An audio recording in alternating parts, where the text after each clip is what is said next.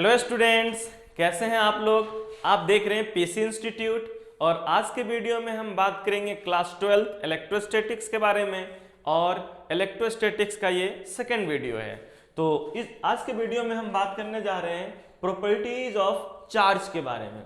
Okay, तो charge पिछले video में हम लोग अच्छे से देख चुके थे। जो बच्चा पहली बार इस वीडियो को देख रहे हैं तो इससे पहले का जो वीडियो इलेक्ट्रोस्टैटिक्स का वो जाकर देख लें, फिर इस वीडियो को देखें तो कंप्लीटली अच्छे से समझ में आएगा।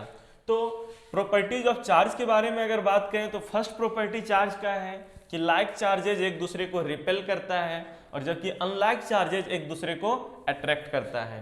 क्या है? Like charges mean same charges, positive positive charge या फिर नेगेटिव नेगेटिव चार्ज क्या करेगा, वो एक दूसरे को रिपेल करेगा, रिपेल ईच अदर, एक दूसरे को रिपेल करेगा। जबकि unlike charges it means positive negative charge या फिर नेगेटिव पॉजिटिव चार्ज ये एक दूसरे को अट्रैक्ट करेगा। क्या करेगा?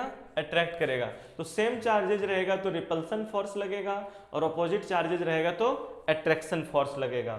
सेकेंड प्रॉपर्टी है quantization of electric charge, quantization of electric charge. इस प्रॉपर्टी को समझने से पहले आप एक बात को अच्छे से समझिए कि अगर सपोज करो आपके पास कुछ मनी है, कुछ अमाउंट है, पैसा है और वो एक बंडल है 10 रुपए के नोट का, ठीक है। अगर हम बोलें कि 10 रुपए के बंडल वाले नोट से आप 25 रुपए निकालिए तो पॉसिबल है क्या? नहीं पॉसिबल है, क्योंकि आप जब भी उससे निकालेंगे तो 10-10 रुपए का नोट निकालेंगे तो वो 10 के ही मल्टीपल में अमाउंट आप निकाल सकते हैं। या तो 10 रुपए निकाल सकते हैं, या तो 20 रुपए निकाल सकते हैं, या तो 30 रुपए निकाल सकते हैं, या तो 40 रुपए निकाल सकते हैं। ओके, तो 10, 20, 30, 40 इस टाइप का अमाउंट आप वहां से विड्रॉ कर सकते हैं। क्योंकि आप एक नोट निकालेंगे तो 10 रुपए, 2 निकालेंगे तो 23 निकालेंगे तो 30, 1.5 नोट आप विड्रॉ नहीं कर सकते हैं। सेम टाइप का कंसेप्ट यहाँ भी है।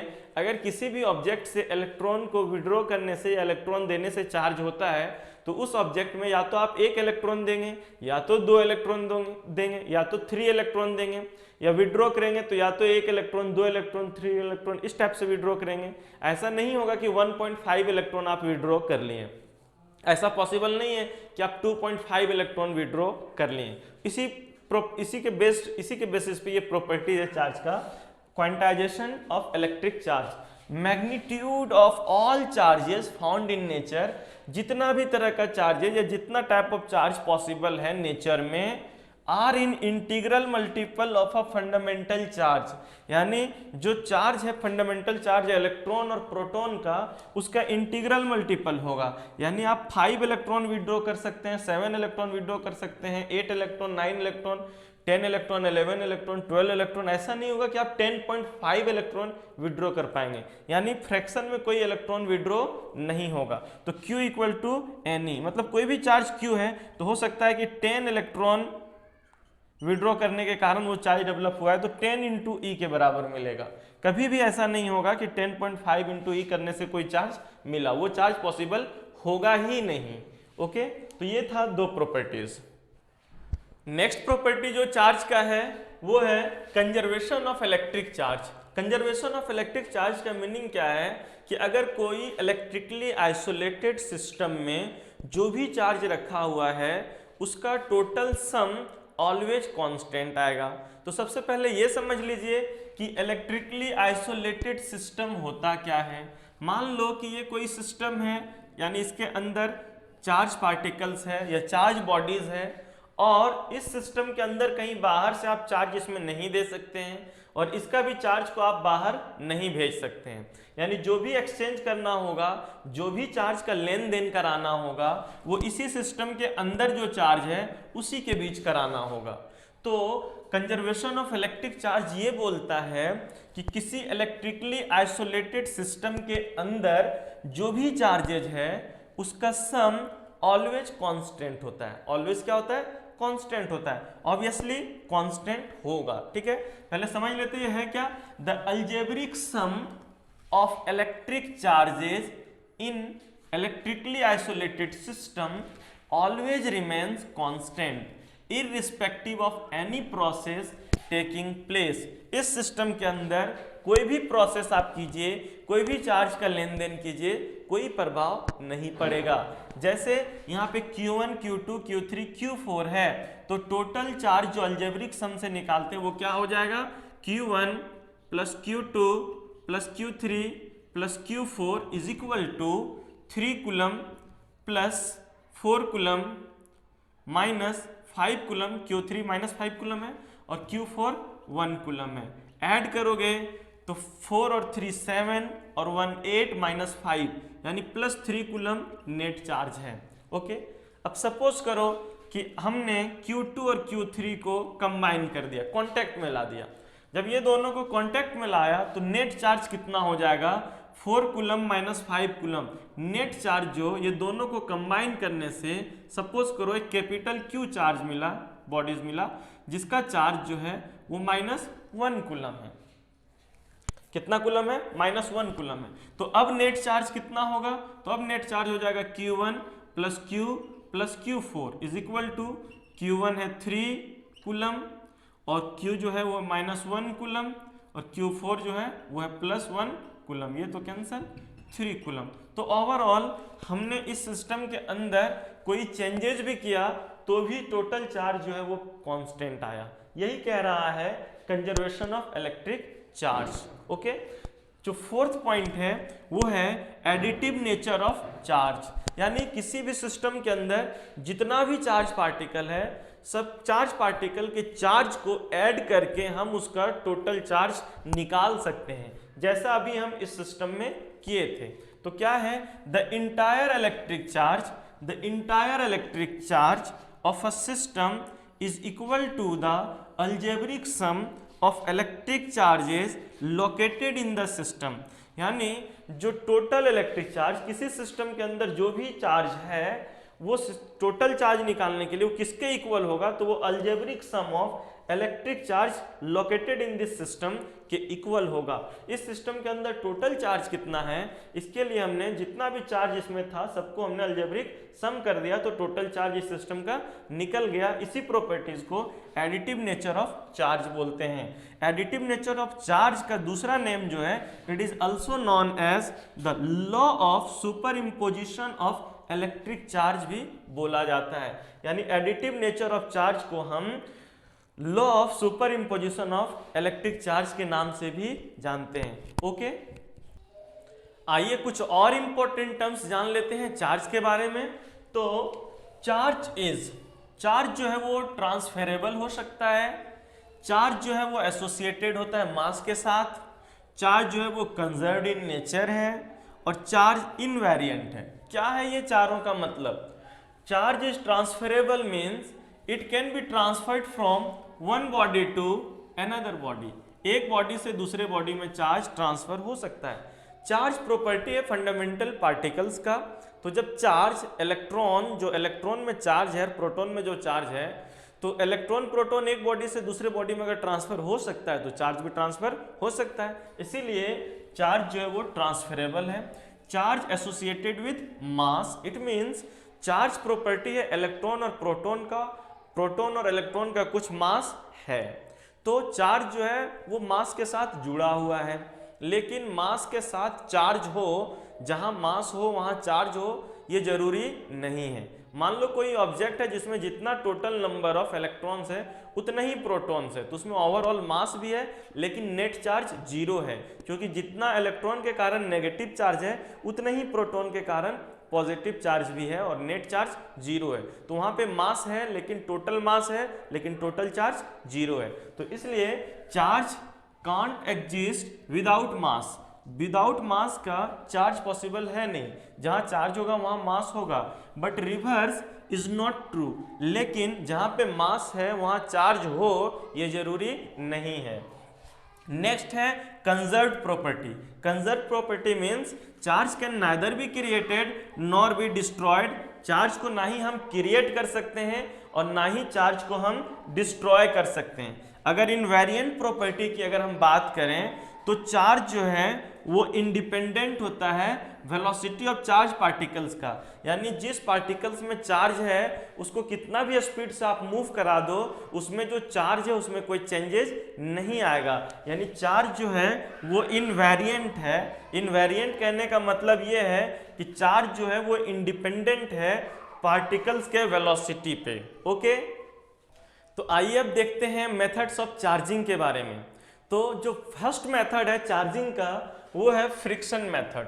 किसी भी दो ऑब्जेक्ट को हम फ्रिक्शन करा करके चार्ज कर सकते हैं। तो इसमें होता क्या है कि जब हम दो ऑब्जेक्ट को रब करते हैं, when we rub two objects then both objects get charge. तो दोनों ऑब्जेक्ट जो है रब करने से, रगड़ने से एक दूसरे को चार्ज हो जाता है, इक्वली चार्ज होता है, लेकिन उसका नेचर ऑपोजिट होता है। ऑपोजिट नेचर कहने का मतलब एक अगर पॉजिटिव चार्ज होगा तो दूसरा नेगेटिव चार्ज हो जाएगा। ओके, जैसे सपोज करो ये एक अलग ऑब्जेक्ट है, ये एक अलग ऑब्जेक्ट है। मान लेते हैं ये ऑब्जेक्ट ए है और ये ऑब्जेक्ट बी है।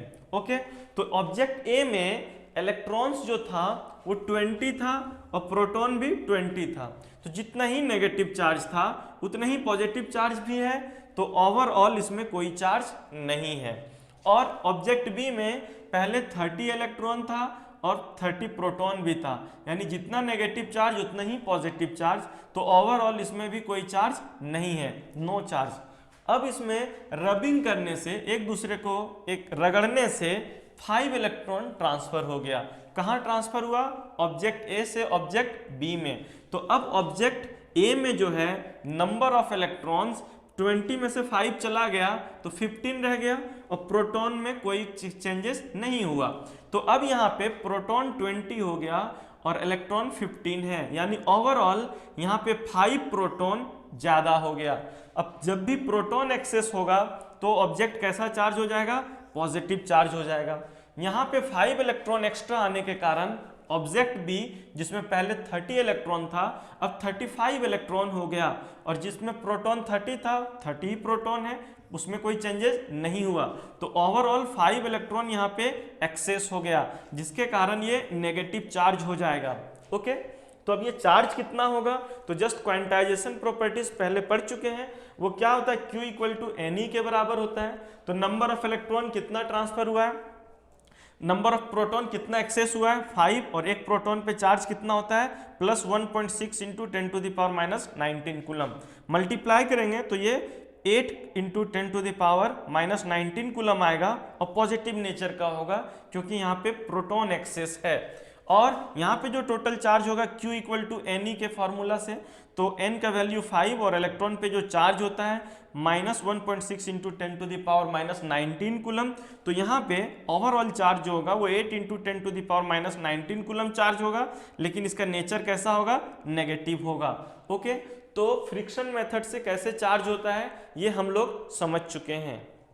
आइए देखते हैं सेकेंड मेथड ऑफ चार्जिंग। तो सेकेंड मेथड ऑफ चार्जिंग जो है बाय कॉन्टैक्ट मेथड। ओके, यहाँ पे क्या किया जाता है कि एक अनचार्ज्ड ऑब्जेक्ट को चार्ज ऑब्जेक्ट के साथ कांटेक्ट में लाया जाता है, टच किया जाता है। ओके, तो दोनों ऑब्जेक्ट चार्ज हो जाता है, जो अनचार्ज्ड ऑब्जेक्ट है वो भी चार्ज हो जाता है। देखिए क्या होता है कि the process of giving one object a net electric charge by placing in it contact with another object that is already charge.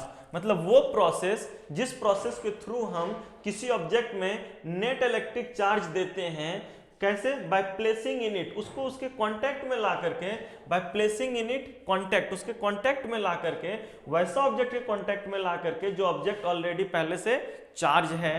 तो इस मेथड को by contact method of charging बोलते हैं।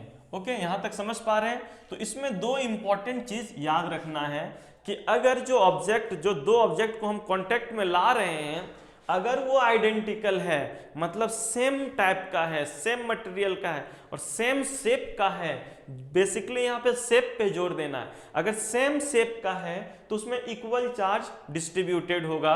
जैसे एग्जांपल के लिए मान लो एक मेटल का स्फीयर है जिसका रेडियस r है, और दूसरा मेटल का स्फीयर है, इसका भी रेडियस r ही है, दोनों का रेडियस r है, दोनों सेम मेटल का है, सेम रेडियस का है। ओके, एक में चार्ज 0 है और एक में चार्ज 8 कूलम है।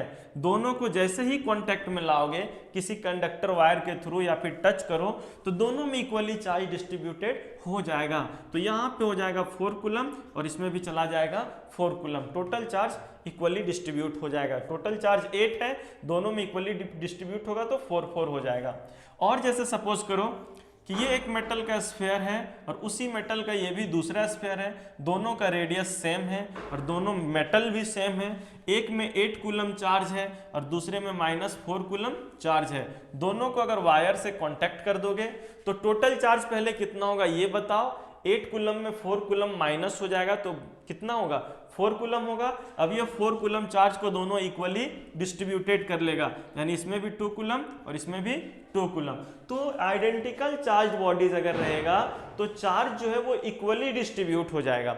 लेकिन अगर अनआइडेंटिकल चार्ज बॉडीज रहेगा तब मान लो ये छोटा और ये बड़ा, तब क्या होगा, तब जो है charge distributed on the basis of equal potential. Charge तभी तक वो ट्रांसफर करके दूसरा में भेजेगा जब तक कि दोनों का पोटेंशियल इक्वल ना हो जाए, क्योंकि चार्ज मूव करता है हायर पोटेंशियल से लोअर पोटेंशियल के तरफ। सपोज करो कि ये इतना बड़ा कोई कैपिटल R का स्फीयर है और ये छोटा सा स्फीयर है जिसका रेडियस स्मॉल r है। इसमें मान लो कि 8 कूलम चार्ज है और इसमें 0 चार्ज है। इसको वायर से कांटेक्ट करोगे तो ये 4 कूलम चार्ज डिस्ट्रीब्यूट नहीं करेगा, 4 कूलम चार्ज डिस्ट्रीब्यूट नहीं करेगा, क्योंकि अगर बड़ा स्फीयर में 4 कूलम चार्ज और छोटा स्फीयर में भी 4 कूलम चार्ज रहेगा तो ये दोनों का जो पोटेंशियल है वो डिफरेंस हो जाएगा। और चार्ज तभी तक एक दूसरे में ट्रांसफर होता है जब तक चार्ज दोनों में इक्वल, पोटेंशियल दोनों में इक्वल ना हो जाए। तो इसमें सपोज करो कि 6 कूलम चार्ज इसमें रहेगा और इसमें 2 कूलम चार्ज रहेगा। इतना ट्रांसफर होने के बाद इसका पोटेंशियल और इसका पोटेंशियल अगर इक्वल हो गया दोनों का पोटेंशियल तो चार्ज ट्रांसफर होना बंद हो जाएगा, यानी यहाँ पे चार्ज इक्वली डिस्ट्रीब्यूट नहीं होगा। यहाँ चार्ज तभी तक फ्लो करके इसमें जाएगा जब तक दोनों का पोटेंशियल इक्वल ना हो जाए। तो सिर्फ ये याद रखना, अनआइडेंटिकल चार्ज बॉडीज में जो चार्ज डिस्ट्रीब्यूटेड होता है वो on the basis of equal potential पे होता है। सेकेंड चैप्टर में जब हम लोग पोटेंशियल पढ़ेंगे तो वहां पे इस टाइप का न्यूमेरिकल्स देखेंगे कि कितना चार्ज इसमें जाने के बाद या कितना चार्ज इसमें डिस्ट्रीब्यूट हो पाएगा। ओके, तो समझ पा रहे हैं यहाँ तक? तो आइए देखते हैं लास्ट मेथड ऑफ चार्जिंग, और वो है बाय इंडक्शन मेथड। ओके, तो इसमें क्या होता है कि अगर एक अनचार्ज ऑब्जेक्ट को किसी दूसरे चार्ज ऑब्जेक्ट के नजदीक ले जाएं, उसको टच ना करें, सिर्फ नजदीक ले जाने से अगर अनचार्ज ऑब्जेक्ट चार्ज हो जाता है तो इस मेथड ऑफ चार्जिंग को इंडक्शन मेथड ऑफ चार्जिंग बोलते हैं। देखिए, the process of charging the uncharged object by bringing another charged object near to it। वो प्रोसेस, जिस प्रोसेस के थ्रू हम चार्ज करते हैं एक अनचार्ज्ड ऑब्जेक्ट को, कैसे चार्ज करते हैं, उसके नजदीक एक चार्ज ऑब्जेक्ट को ले जाते हैं बट नॉट टचिंग, टच नहीं करते उसको, सिर्फ नजदीक ले जाते हैं, is called charging by induction. और इस मेथड को चार्जिंग बाय इंडक्शन बोला जाता है। जैसे सपोज करो ये एक चार्ज बॉडी A है और ये चार्ज बॉडी B है जो इंसुलेटर स्टैंड पे रखा हुआ है, या इंसुलेटेड बोलें, इंसुलेटेड स्टैंड पे रखा हुआ है। इसमें चार्ज है ऑब्जेक्ट A में या बॉडी A में, और बॉडी B में कोई चार्ज नहीं है। अगर ये दोनों बॉडी को एक दूसरे के नजदीक ले आते हैं विदाउट टचिंग, एक दूसरे को टच नहीं किया जाता है लेकिन एक दूसरे को नजदीक ले आते हैं, तो ये जो B अनचार्ज्ड ऑब्जेक्ट था उसमें अब जिधर पॉजिटिव चार्ज को लाया गया है नजदीक, उधर नेगेटिव चार्ज डेवलप हो जाएगा और इसके ऑपोजिट पॉजिटिव चार्ज डेवलप हो जाएगा। तो ऑब्जेक्ट B में चार्ज इंड्यूस्ड हो गया, डेवलप हो गया without touching with charge object, बिना चार्ज ऑब्जेक्ट को टच किए या फिर बिना रब किए। ओके, तो रबिंग भी नहीं किए, टच भी नहीं किए, फिर भी ये ऑब्जेक्ट चार्ज हो गया। तो इस मेथड ऑफ चार्जिंग को इंडक्शन मेथड ऑफ चार्जिंग बोलते हैं। लेकिन ये जो चार्ज ऑब्जेक्ट, जो बी जो ऑब्जेक्ट है जो चार्ज हुआ है, वो हाफ साइड इधर नेगेटिव चार्ज हुआ है और इधर पॉजिटिव चार्ज हुआ है। अगर ओवरऑल चार्ज देखोगे तो इसका 0 होगा। और ये चार्ज तभी तक इस बॉडी में डेवलप होकर के रहेगा जब तक बॉडी ए बी के नजदीक है। जैसे ही तुम ए को बी से दूर ले जाओगे, फिर इसका चार्ज, इस पे जो चार्ज इंड्यूस्ड हुआ है वो खत्म हो जाएगा।